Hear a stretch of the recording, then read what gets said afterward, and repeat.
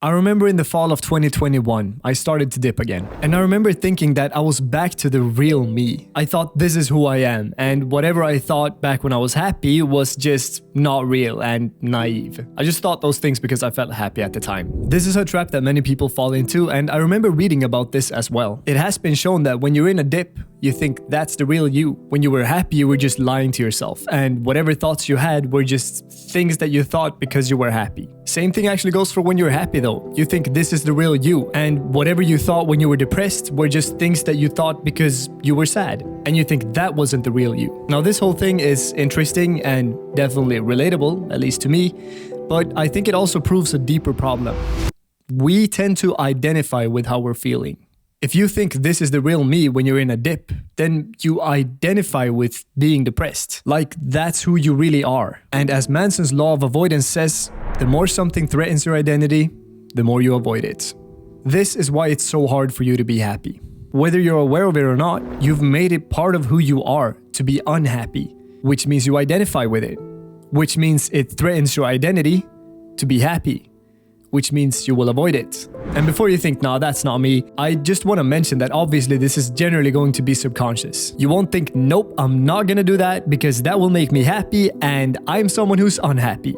That would be ridiculous. But you self-sabotage because of this. At least a part of you does, to make sure that you stay unhappy. Imagine how many times you've actually been offered things that would make you happier. It could be an invitation to a fun activity with some new people, but you feel really tired that day specifically, so you don't go. Or you're offered therapy and you don't go because you don't trust therapists. So you're self-sabotaging, which obviously makes it very hard to be happy.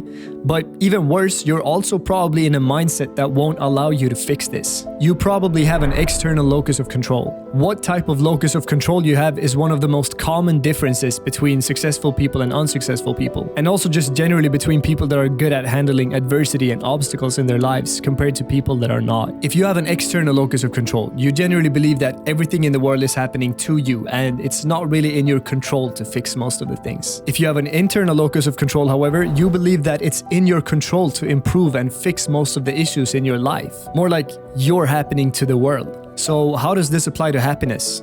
Well, if you have an external locus of control, you'll think you can't really work on your mental health issues. You'll just consider yourself a victim because it's not up to you. This combined with the self-sabotaging behaviors that come from you identifying with the mental health issues will make it so hard to become happy that you will pretty much guarantee that you will live like this for the rest of your life. Unless, of course, you decide to change them. You start identifying with the right things. Tell yourself, I am not a sad person. This is not who I am. I am a happy person. And I like myself. This positive self-talk might seem very weird, but if you say this multiple times, then your neural pathways will be used to thinking these thoughts. And after some time, you will actually start feeling like this. And of course, don't lie to yourself and pretend there's nothing there. Don't suppress it, but identify as a person that is generally happy, and that's where you're supposed to be, but you're suffering from this right now. And then develop an internal locus of control by believing that the shit you're suffering from right now is actually something you can work on. It is, after all, a choice to become happy,